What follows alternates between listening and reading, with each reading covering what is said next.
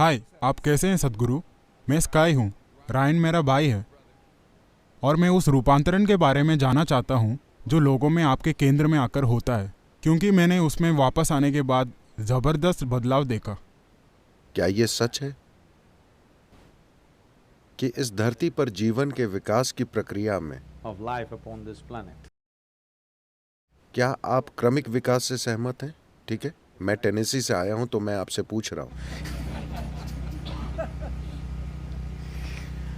विकास की प्रक्रिया में क्या ये सच है कि इंसान के रूप में हम सबसे ऊपर हैं? सभी जीवों में हम सर्वश्रेष्ठ हैं।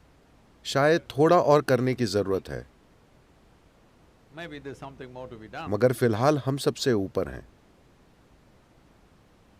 मगर क्या यह भी सच है कि जब लोग कहते हैं इंसान, तो हमेशा उनका मतलब होता है कि अरे मैं तो सिर्फ इंसान हूं। इंसान शब्द को हमेशा उसकी सीमाओं से जोड़ा जाता है। बहुत कम लोगों ने मैं इंसान हूं का उपयोग इंसान की विशालता बताने के लिए किया है। हमेशा इंसान होने की सीमाएं। तो कहीं ना कहीं हम बुनियादी मुद्दे से चूक गए। मुद्दा यह है, क्या यह सच है कि इस धरती पर हर जीव, एक कीड़ा, एक चिड़िया, एक जानवर, जिनका दिमाग हमसे लाख गुना छोटा है, वे अपनी जीवन प्रक्रिया बड़े अच्छे से चलाते हैं? हेलो, क्या ऐसा है?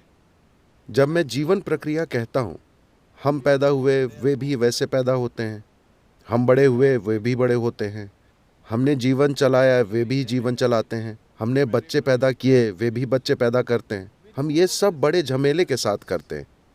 वे इसे यूं ही कर लेते हैं, हाँ या ना? हर मामूली चीज के लिए हम बड़ा हंगामा करते हैं। वे आराम से कर रहे हैं। विभिन्न जीने मरने की तमामों प्रक्रियाएं वे बिना किसी झमेले के कर रहे हैं। हम हर चीज बड़े झमेले के साथ करते हैं।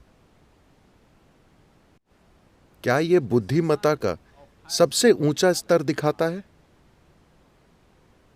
हम खुद को सबसे बुद्धिमान मानते हैं और इसमें शक नहीं कि हमारी न्यूरोलॉजिकल प्रक्रिया धरती पर सबसे ज्यादा विकसित है। हाँ, हमारे पास सबसे विकसित न्यूरोलॉजिकल सिस्टम है। That we must be able to sense and feel and तो हमें बेहतरीन तरीके से महसूस करना, अनुभव करना, समझना और व्यक्त करना चाहिए। मगर धरती पर अभी कोई दूसरा जीव इंसान की तरह संघर्ष नहीं कर रहा।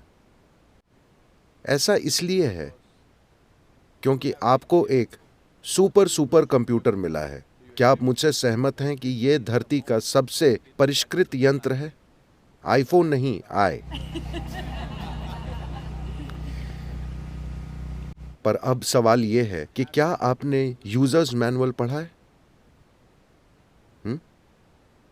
बस लोगों ने यूजर्स मैनुअल ही नहीं पढ़ा है, धरती की सबसे जटिल मशीन का, और कैसे भी गलतियां करते हुए उपयोग करने की कोशिश कर रहे हैं। हर चीज एक समस्या है। मुझे एक चीज बताइए जिससे इंसान दुखी नहीं है। अगर वे गरीब हैं तो गरीबी से दुखी हैं। आप उन्हें अमीर बना दीजिए तो वे टैक्स से दुखी हैं। अगर पढ़े लिखे नहीं हैं तो दुखी हैं। उन्हें स्कूल में डाल दीजिए, भारी दुख। शादी नहीं हुई तो दुख, उनकी शादी करा दीजिए। मैंने कुछ नहीं कहा, मैंने कुछ भी नहीं कहा।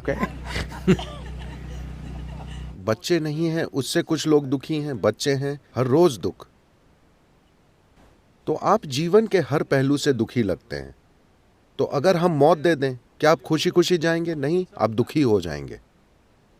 तो मुझे एक चीज बताइए जिससे हम दुखी नहीं हैं। अब लोग फिलॉसफी बनाते हैं, जीवन दुख है।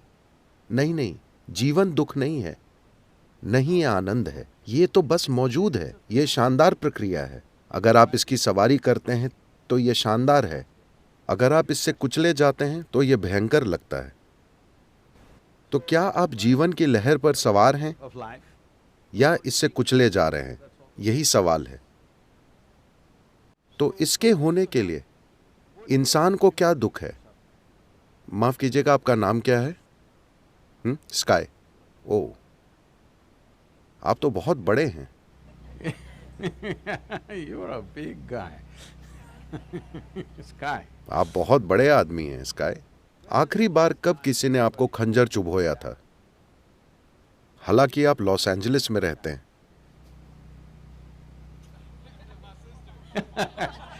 वो बहुत पहले हुआ था। So I'm asking you, मैं आपसे पूछ रहा हूं कि लोगों के जीवन में कितना दुख असल में बाहर से आ रहा है? जरा सा। बाकी वे खुद पैदा कर रहे हैं। अगर वे बैठते हैं तो दुख, खड़े होते हैं तो दुख, अगर कुछ होता है तो दुख, कुछ नहीं होता है तो दुख। so what they're suffering, उनका दुख उनकी अपनी ही मनोवैज्ञानिक प्रक्रिया से है। आपके अपने ही विचार और भावनाएं, यानी आपके सोचने और महसूस करने का तरीका इतना बड़ा दुख बन गया है। आप कैसे सोचते और महसूस करते हैं, क्या ये आपको तय नहीं करना चाहिए? हेलो, आपके भीतर क्या होता है, क्या उसे आपकी मर्जी से नहीं होना चाहिए? क्या आप मुझे देख सकते हैं स्काई? बताइए मैं कहाँ हूं? हाथ से इशारा कीजिए, मैं कहाँ हूं? अरे आपने गलत बताया। आपको पता है मैं मिस्टिक हूं। अब ये रोशनी मुझ पर पड़ रही है, उल्टा मुड़कर आपके लेंस से गुजरती है, रेटिना में उल्टी छवि बनाती है। आप ये सब जानते हैं, है ना?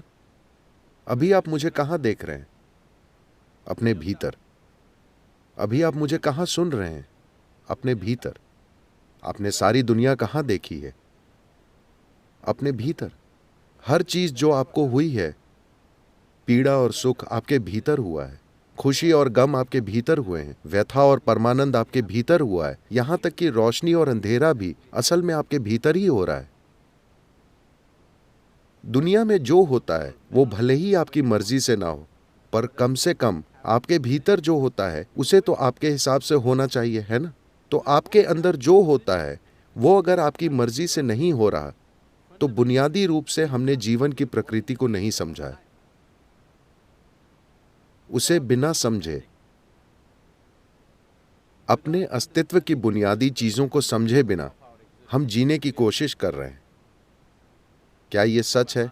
मैं आपसे फिर पूछ रहा हूं, क्या यह सच है कि पीड़ा और सुख दोनों आपके भीतर पैदा होते हैं? उसे बाहर से उकसाया जा सकता है, मगर सारा इंसानी अनुभव आपके भीतर से ही आता है।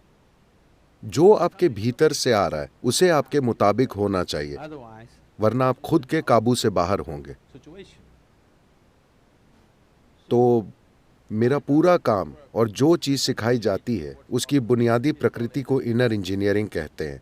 मतलब हमने दुनिया को कई तरह से इंजीनियर किया है, जिसने हमें जबरदस्त आराम और सुविधाएं दी हैं। क्या आप मेरी बात से सहमत हैं कि हम असाधारण सुविधाओं का आनंद लेने वाली सबसे आरामदेह पीढ़ी हैं, जिसकी कोई पीढ़ी कल्पना भी नहीं कर सकती थी? हाँ या ना?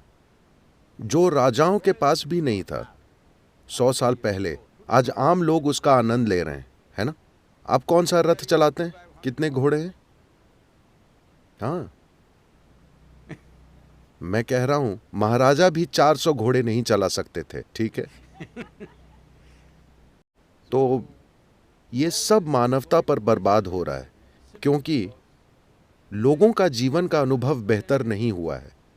क्योंकि आपकी खुशहाली कभी बाहर से नहीं आएगी।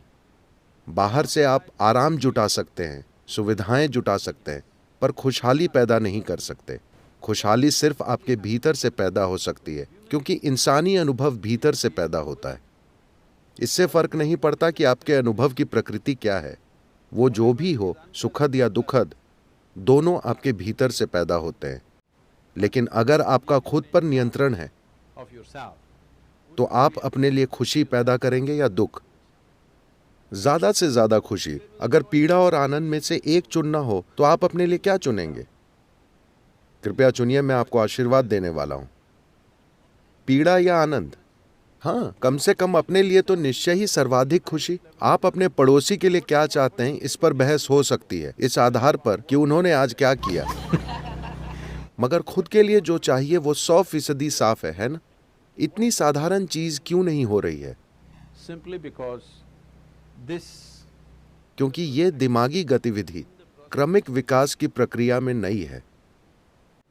ये एक नई घटना है, ये बड़ा दिमाग। नई से मेरा मतलब है सिर्फ कुछ लाख साल पहले, पर विकास के पैमाने पर यह नई है। तो हमारे पास एक ऐसी बुद्धि है जिसके लिए हमारे पास एक स्थिर आधार नहीं है। आपको यातना देने के लिए किसी और दूसरे की जरूरत नहीं है, है ना? आप खुद ही काफी हैं। आपको कोई बाहरी मदद नहीं चाहिए। आप अकेले कहीं बैठकर वहीं नर्क बना सकते हैं, क्योंकि आपकी अपनी बुद्धि आपके खिलाफ हो गई है। आप इसे कई आकर्षक नामों से बुला सकते हैं। आप इसे पीड़ा कहें, डिप्रेशन कहें, तरह तरह के रोगों का नाम दें, मगर दरअसल आपकी बुद्धि आपके खिलाफ हो गई है।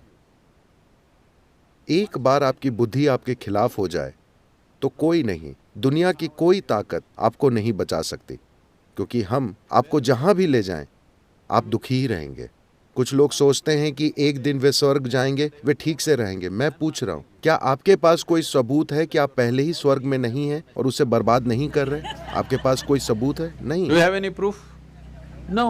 Maybe you're already in heaven and making a mess out of it. शायद आप पहले ही स्वर्ग में हैं और उसकी दुर्गति कर रहे हैं, क्योंकि अगर आपका दिमाग काबू से बाहर है तो आपको चाहे जहां ले जाया जाए आप उसे खराब कर देंगे, है ना? जरा कल्पना कीजिए, 100 साल पहले लोग इसी जगह पर कैसे रहते थे और आप कैसे रह रहे हैं। उसकी तुलना में क्या शिकायत करने के लिए कुछ है? हेलो? ओह, लेकिन हम हमेशा शिकायत करते रहते हैं। इस धरती पर कोई हमारी तरह भुनभुना नहीं रहा। तो समस्या बाहर की नहीं है, बाहरी हालात जरूर हैं। कुछ हालात हमारे मन मुताबिक होंगे, कुछ नहीं होंगे। ऐसा ही होता है। आपके परिवार में चाहे 2 ही लोग हों, तब भी क्या हर चीज आपकी मर्जी से होती है? नहीं, वो कभी नहीं हो सकती। बाहरी चीजें पूरी तरह आपके हिसाब से कभी नहीं होंगी। कुछ हद तक हम इसे संभाल सकते हैं, लेकिन कम से कम जो आपके भीतर होता है उसे तो पूरी तरह आपकी मर्जी से होना चाहिए। अगर अभी आपके भीतर जो हो रहा है वो आपकी मर्जी से हो रहा होता तो आप खुद को सुख के सर्वोच्च स्तर पर रखते या नहीं? उसके साथ बस इतना ही हुआ है। हालांकि मौत से भी सामना हुआ, पर कोई फर्क नहीं पड़ा, क्योंकि जो आपके भीतर हो रहा है वो आपकी मर्जी से हो रहा है। कोई जादू नहीं, बस इंजीनियरिंग।